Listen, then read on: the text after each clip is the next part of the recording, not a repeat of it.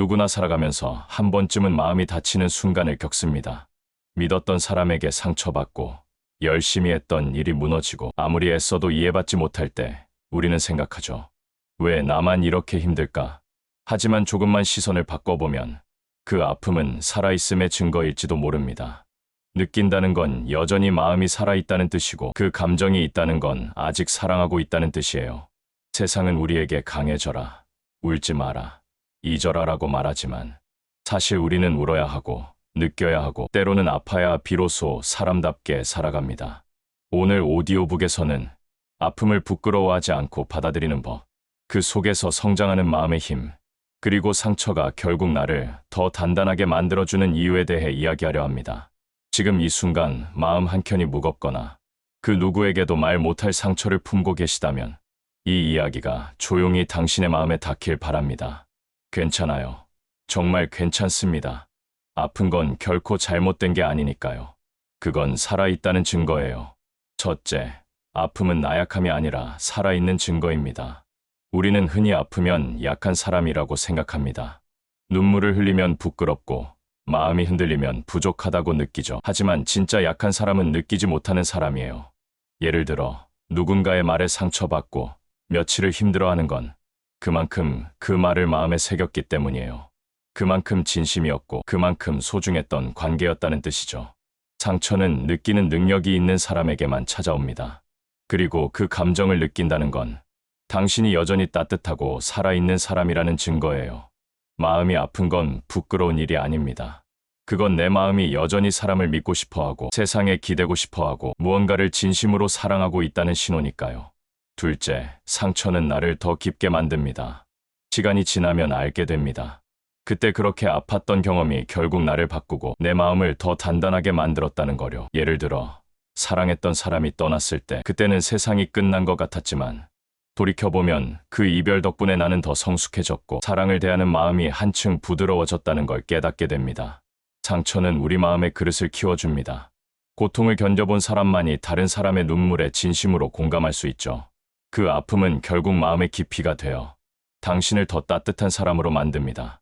지금은 그 아픔이 너무 크게 느껴지더라도 조금만 더 지나면 그것이 당신의 이야기가 되어 누군가에게 위로가 되는 날이 올 거예요. 셋째, 아픔을 숨기지 말고 꺼내놓으세요. 많은 사람들이 아픈 마음을 감춥니다. 괜찮아 보여야 해. 다른 사람들 앞에서는 울면 안 돼. 이런 마음으로 꾹꾹 눌러두죠. 하지만 감정은 숨긴다고 사라지지 않습니다. 마음속 깊이 묻어둔 아픔은 시간이 지나면 더 큰 형태로 돌아옵니다.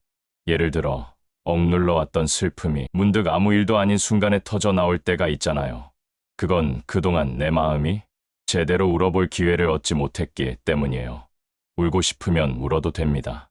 마음이 무거울 땐 잠시 쉬어도 괜찮아요. 아픔을 표현하는 건 약함이 아니라 용기입니다.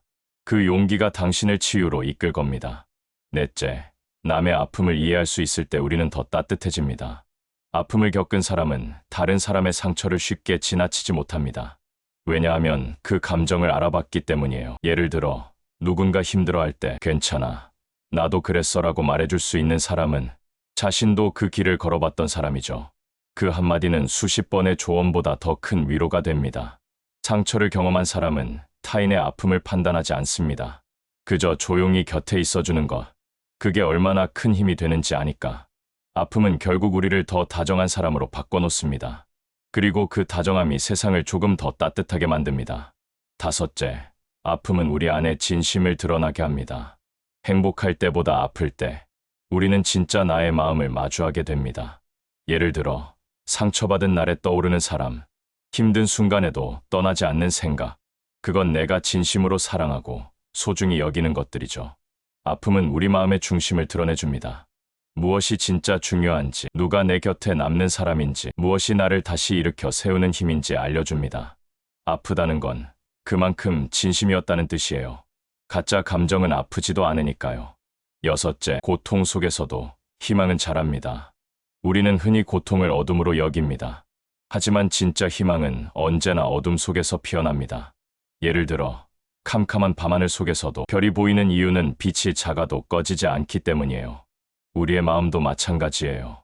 고통 속에서도 작은 희망 하나가 계속 우리를 이끌고 있습니다. 절망의 순간에도 그래도 괜찮아. 조금만 더 버텨보자. 이렇게 스스로에게 말할 수 있다면 그건 이미 회복이 시작된 거예요. 고통은 희망의 밭이에요.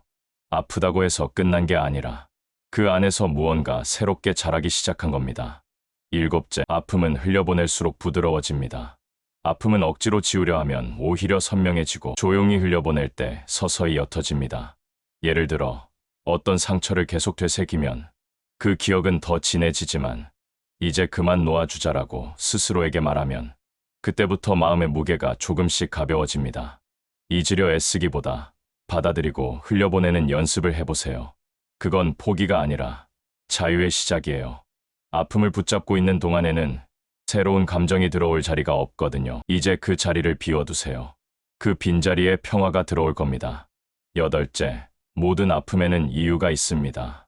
지금은 도무지 납득되지 않는 고통도 시간이 지나면 꼭 의미로 남습니다. 예를 들어 과거에 너무 힘들었던 경험이 지금의 나를 단단하게 만들었듯이 지금의 아픔도 결국 미래의 나를 위한 준비일 거예요. 삶은 이상할 만큼 공평합니다. 그때 울었던 만큼 언젠가 웃을 일이 찾아오고 그때 무너졌던 만큼 나중엔 더 크게 성장하게 됩니다. 아픔은 우연처럼 보이지만 그 속엔 언제나 배움이 숨어 있습니다. 지금은 몰라도 괜찮아요. 언젠가 분명히 알게 될 거예요. 그때의 그 아픔이 있었기에 지금의 내가 있다. 아홉째, 나를 치유할 수 있는 사람은 결국 나 자신입니다. 누가 대신 아파줄 수도 없고 누가 대신 회복시켜줄 수도 없습니다. 하지만 누군가의 위로는 불씨가 되어 내 안의 회복력을 다시 일으켜 세워줍니다. 진짜 치유는 내 안에서 시작돼요. 내가 내 마음을 이해하고 그 마음을 꾸짖지 않고 품어줄 때 그제야 상처는 아물기 시작합니다. 예를 들어 거울을 보며 오늘도 잘 버텼어. 괜찮아.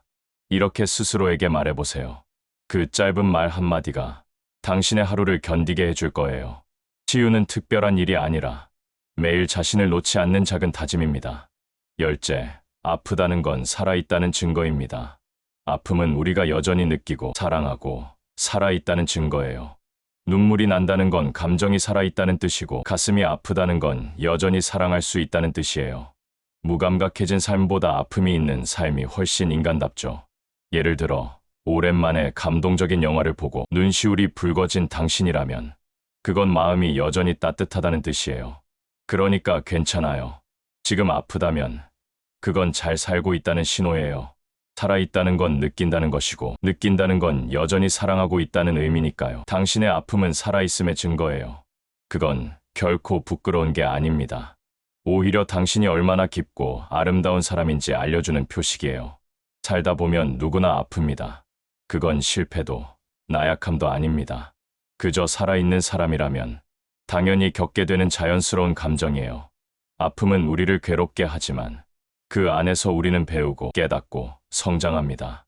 오늘의 눈물이 내일의 평화를 만들어주기도 하죠.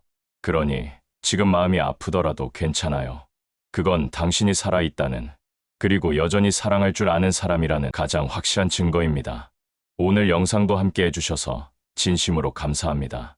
앞으로도 유익하고 따뜻한 이야기로 자주 찾아뵐게요. 모두 건강하고 평온한 하루 보내시길 바랍니다.